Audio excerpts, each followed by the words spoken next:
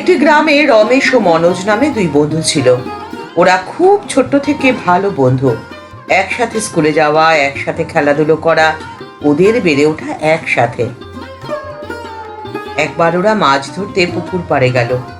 ওরা কেউই সাঁতার জানতো না, আর রমেশ হঠাৎই পা হুড়কে পুকুরে পড়ে গেল।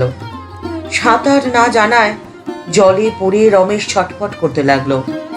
বন্ধুকে বাঁচানোর জন্য আগু পিছু না ভেবে মনোজ দিল জলে ঝাঁপ। সেও তো সাঁতার জানে না। দুজনেরই একসাথে ডোবার উপক্রম।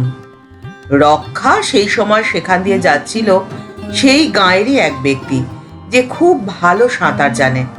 সে দুজনকেই জল থেকে উদ্ধার করলো। দুই বন্ধুর এই কাহিনী গাঁয়ের সকলের মুখে মুখে। রমেশ ও মনোজ ধীরে ধীরে বড় হয়েছে। পড়াশুনো তাদের খুব বেশি দূর অবশ্য এগোয়নি। ওরা দুজনে গভীর জঙ্গলে যায়। সেখান থেকে কমলা সংগ্রহ করে। কমলা সংগ্রহ করে হাটে বিক্রি করে বেশ ভালো লাভ হয় ওদের। একদিনের ঘটনা, রোজকার মতো ফলের সন্ধানে দুজনে গেল গভীর জঙ্গলে। সেবার গাছে প্রচুর কমলা লেবু হয়েছে, আর এছাড়াও রয়েছে নানান রকমের ফল। রমেশ, এবার আমাদের অনেক লাভ হবে রে, বলে মনোজ। হ্যাঁ, তা হবে। আমরা এবারে একটি ঠেলাগাড়ি কিনবো, আর তাতে করে ফল হাটে নিয়ে যেতে আমাদের বেশ সুবিধে হবে।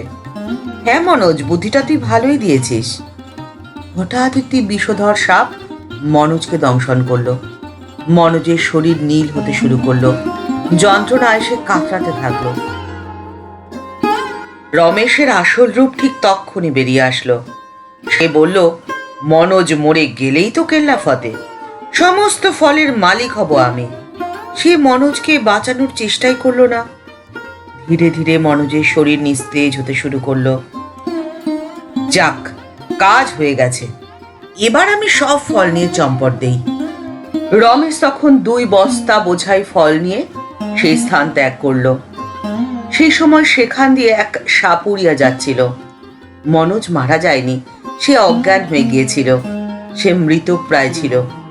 সাপুরিয়া অনেক চেষ্টা করে তার শরীর থেকে সমস্ত বিষ বার করে তাকে সুস্থ করে তুলল। মনোজ মনে মনে ঠিক করলো, বেঈমান রমেশকে সে উচিত শিক্ষা দেবে।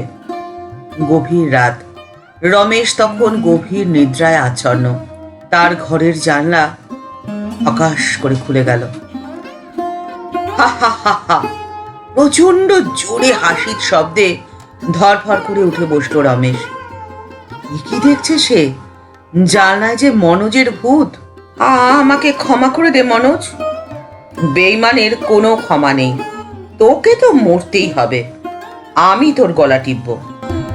মনোজের 2টি হাত রমেশের দিকে ধীরে ধীরে এগিয়ে আসে। রমেশ হাউ হাউ করে ওঠে। আমাকে মারিস না মনোজ, আমি না তোর প্রিয় বন্ধু ছিলাম। যদি বাঁচতে চাস তবে কালকে কাক ভোরেই গ্রাম ছাড়া হবি। কোনোদিনও যেন এই গ্রামে পা মারাবি না। ঠিক আছে ঠিক আছে, তাই হবে তাই হবে, কাঁপতে কাঁপতে বলল রমেশ। আর ভোর হতেই রমেশ লোটা কম্বল নিয়ে গ্রাম ছাড়া হলো। আর কোনোদিনও তাকে সেই গ্রামে দেখা গেল না। বেঈমানির উপযুক্ত শাস্তি পেল সে। আর জঙ্গল থেকে সংগৃহীত সমস্ত ফলের মালিক এখন মনোজ একা। তার বেশ ভালো লাভ হতে লাগলো। হাটে যাওয়ার জন্য সে কিনে নিল একটি গরুর গাড়ি। এই গল্পটি যদি ভালো লেগে থাকে তাহলে লাইক বাটনটি প্রেস করে দিতে পারেন, আর আপনাদের মতামত কমেন্টস বক্সের মধ্যে জানিয়ে দেবেন।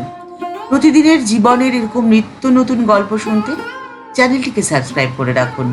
আপনাদের আশার আলো দেখাতে চলে এসেছে পিডিএম স্টোরি টাইম। চ্যানেলটিকে সাবস্ক্রাইব করে বেল বাটনটি ক্লিক করে অল বাটনটিতে ক্লিক করে দিন।